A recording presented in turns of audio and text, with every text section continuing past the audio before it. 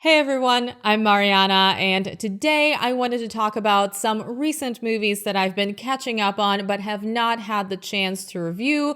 So I am bringing back an old video format I used to do, Movie Blend. Basically, I'm going to be doing a bunch of mini reviews in one video because it is the end of the year and there are a lot of interesting films coming out.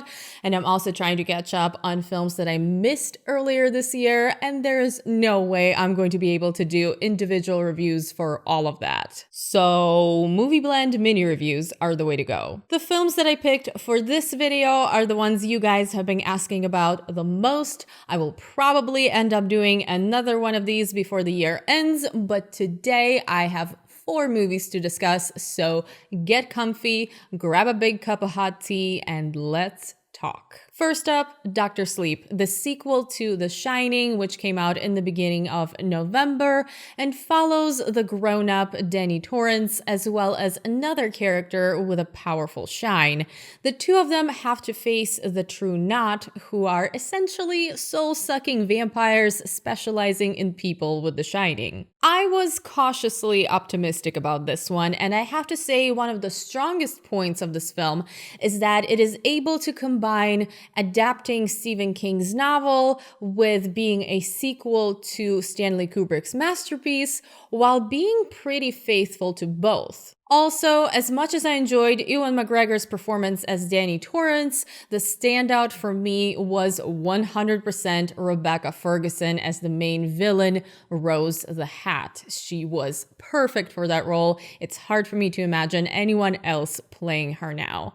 Overall, I had pretty mixed feelings about this movie though. It made some really good choices narratively and visually, and most of the scenes that dealt directly with The Shining or just referenced it felt earned. However, it also made some questionable choices, particularly the impressions some of the actors did of the actors from The Shining did not work for me at all. Also, there is some unfortunate movie logic and characters making bad decisions just so the next thing in a script can happen a certain way. I felt like those things could have been avoided without ruining the progression of the script. It's just a few details would have fixed everything. So it kind of ended up being a mixed bag for me, but generally I enjoyed most of Dr. Sleep. I think there's a lot to like about it, and I ended up giving it a 7 out of 10. It was pretty good. I also watched the new Pedro Almodovar film, Pain and Glory. I have seen 3 of his previous films before. Obviously, he has more than 3, but I have only seen 3, and I have loved every single one of them. Pain and Glory, even though I still thought it was great, I did not love as much as the other ones that I've seen. This is mostly a slice of life film about an aging film director who is unable to continue working because of his deteriorating health. It also has a lot of flashbacks to his past in general and childhood in particular, and this director is played by Antonio Banderas. This is easily one of the best performances of his career. He is fantastic in the film. Also, Penelope Cruz plays his mother in the flashbacks, and she is, of course, great as well. And honestly, the entire cast is just wonderful. When I was watching this film, I kept thinking that this is probably very important and cathartic for Almodovar himself. However, I was not connecting with it as much as I wanted to. This doesn't really have to do with me personally having different life experiences. This is about the narrative here being quite inconsistent and kind of all over the place, and the general arc being pretty minimal. The film flows through a few quite interesting themes that I would have loved to see explored deeper, but it never really chooses a focus outside of that general idea that the artist's work is vital to his existence. However, it is a gorgeous film with that stunning signature Almodovar color palette, and every scene on its own is absolutely masterfully done. So I ended up giving Pain and Glory an 8 out of 10. Definitely worth watching, but currently my least favorite Almodovar film which an 8 out of 10 for a least favorite. That's an impressive director I need to keep exploring. Let me know in the comments what your top 3 Almodovar films are. I did also watch Escape Room and In the Tall Grass, which are both movies that you guys have been asking me about, but they were pretty awful, so I don't really think we need to talk about that. Of course, I also saw A Beautiful Day in the Neighborhood, starring Tom Hanks as Fred Rogers, which I thought was going to be about Fred Rogers, but really it's much more about the guy interviewing Fred Rogers, which was my biggest issue with this film. Every time Tom Hanks was on screen, I was loving it. He is so good in this role, and every time he appeared, he just melted my heart, which is exactly what I was there for. He's going to get an Oscar nomination for this, I have no doubt, and it is 100% deserved.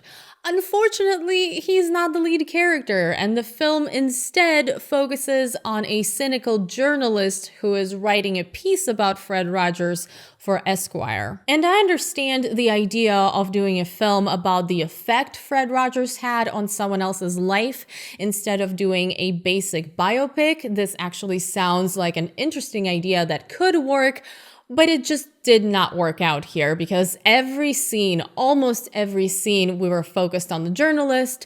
I just kept wishing we would get back to Mr. Rogers already. Yes, the movie did make some interesting decisions, and there was a lot of cool stuff just kind of gently sprinkled throughout it, but the balance of the screen time was just so off. It was the main thing I walked away with, and I ended up rating A Beautiful Day in the Neighborhood a 7 out of 10. It's a pretty good film, but I just needed a lot more of Mr. Rogers, who is clearly the main attraction. And by the way, if you somehow missed the Won't You Be My Neighbor documentary from last year, I highly, highly recommend you check it out. Finally, I wanted to talk about One Cut of the Dead, which is a Japanese film a bunch of you recommended to me, and I am so glad that I listened because this is one of the most surprising and underrated films out there right now. I almost don't want to say anything about it because it's something that starts off as one thing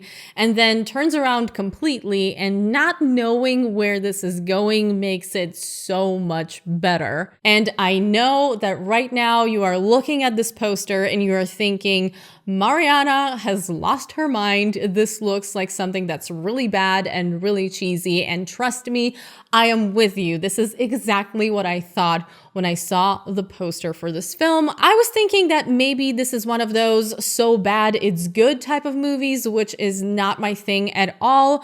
I was thinking maybe people are trolling me or something like that.